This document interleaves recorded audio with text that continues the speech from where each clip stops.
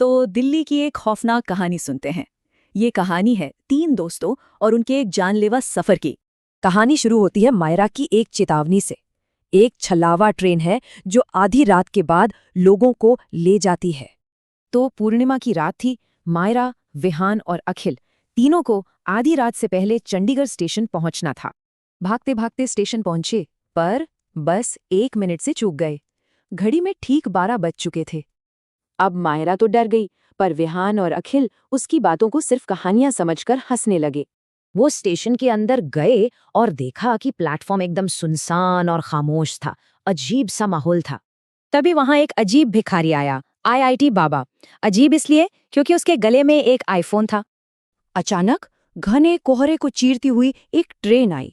उसके इंजन पर कोई नाम नहीं था। ट्रेन की बोगी पर बस एक ही नंबर लिखा था, 13। एक अजीब सा कंडक्टर खौफनाक मुस्कान के साथ बोला, ट्रेन नंबर 13 में स्वागत है।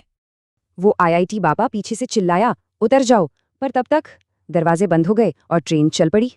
अंदर का नजारा और भी अजीब था। सारे पैसेंजर बिल्कुल बुत बने बैठे थे, कोई हिल भी नहीं रहा था। फिर मायरा ने एक खौफनाक चीज नोटिस की। किसी भी पैसेंजर की सांसें नहीं चल रही थी। विहान ने ये सब नजरअंदाज किया और एक सवाल पूछने के लिए एक औरत के कंधे पर हाथ रखा, और बस 1 सेकंड में उसके शरीर से जैसे बिजली कौंधी और वो काली राख का ढेर बन गया। वही कंडक्टर फिर सामने आया, पर अब उसका रूप राक्षसी था। वो हंसा, कट गया, पहला टिकट कट गया। ये देखकर अखिल बुरी तरह डर गया। वो मायरा से गिड़गिड़ाने लगा, कोई तो रास्ता होगा, तुम्हें पता था। मायरा ने कांपते हुए बताया कि ट्रेन को रोकने का सिर्फ एक तरीका है, किसी जिंदा इंसान का खून। मतलब अब एक भयानक फैसला होना था। अगर एक को जिंदा रहना है तो दूसरे को मरना ही होगा।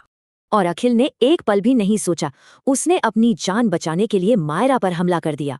मायरा के खून से ट्रेन रुक गई, पर जैसे ही अखिल भागने लगा, खून से लथपथ मायरा उसके पीछे खड़ी थी। मायरा ने रोते हुए कहा, सॉरी अखिल, और अपनी जान बचाने के लिए उसने अखिल को खत्म कर दिया। ट्रेन फिर से रुकी। इस बार बाहर एक साइन बोर्ड था, दिल्ली। आखिर ये खौफनाक सफर खत्म हुआ।